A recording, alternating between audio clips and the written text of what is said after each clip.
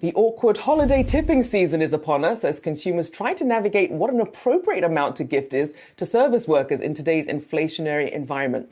Well, let's bring in Elaine Swann. She's a lifestyle and etiquette expert, and she can break down some of these tips and tricks for us. Good to see you. So, first of all, obviously, a lot of different sorts of service providers. You have the barista, you have someone who may be a nail tech or a masseuse, very different services. How do you figure out what you should be tipping? Certainly, the best way to figure out what to tip depends on the actual person that you're tipping. For example, what you want to think about is tipping individuals who have helped to make your life easy throughout the year. These are people that you have constant contact with throughout the year. This is, as you mentioned, your nail technician, or perhaps your hairstylist, or your barber, your dog walker. If you're in a metropolitan area, then it's your doorman, or if you're in the suburbs, it might be your gardener. So these are the folks that you want to think about tipping. And what about if it's a one-off? Say you sit down in a restaurant, if it's whether it's takeout or a sit-down service, how do you navigate that?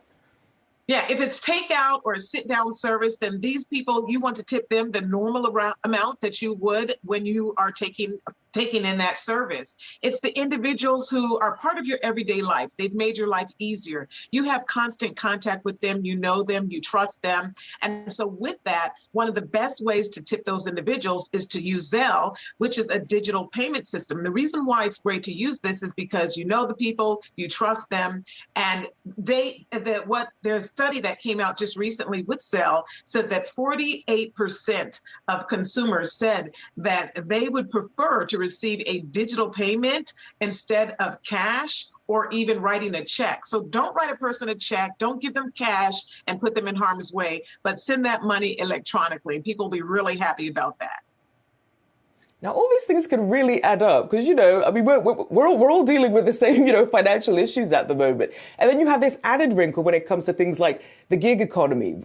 What do you pay someone, whether it's takeout versus, say, someone who's delivering on Uber Eats? Because sometimes you feel like you only have a very limited number of options that you have to tip, or you might get your food left behind. They might not deliver it for you. Oh, yes, certainly. So one of the things you want to think about is you always want to tip based upon your own personal budget.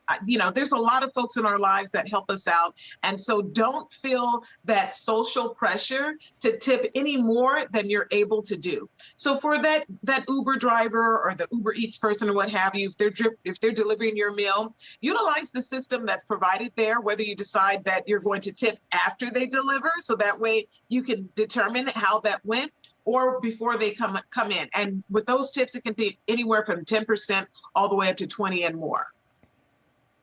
Now, what about when it's some of these COVID-related fees that are already tacked on when you kind of look at the bill? Do you factor that into the tipping at all?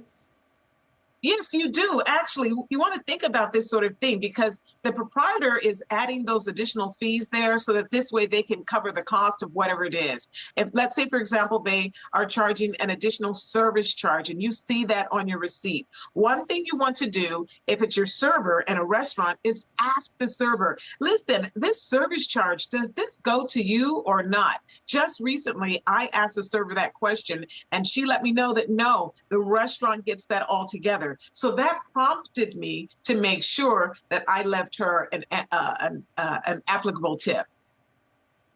Now, as we're seeing in that video there, a lot more of these iPad services that, they pretty much, you get a bit of tip shaming because they lay out the 15, 20, 25%, even if it's, you're buying a pack of gum or something small. How should you view this? And how generous are we, say, now versus, say, during the peak of the pandemic when we had all of these service workers on the front lines, doing us a service coming to us? Certainly. Well, here's the thing I want everyone to know. Etiquette would dictate that you are not required to leave a tip at the counter with those iPad or what have you, those devices. You're not required to leave a tip in that particular instance. You want to think about this particular factor here. The individuals who are behind the counter, the barista, the sandwich maker, whoever it is, they're earning an hourly wage. However, in many instances, especially here in the U.S., many workers who are in the service-based industry, who are waiters and waitresses, food servers, those individuals, they're not being paid a full hourly wage. And so their salary is the actual tip.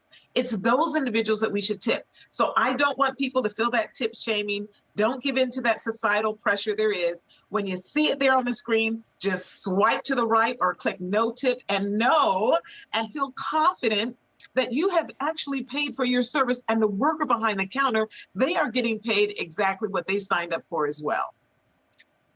Thank you. Thank you for alleviating some of the tip shaming that might be going on out there. I know a lot of us are trying to figure this out, especially with the holidays. Etiquette expert Elaine Swann, thank you so much for joining us, and have a great holiday. It's my pleasure.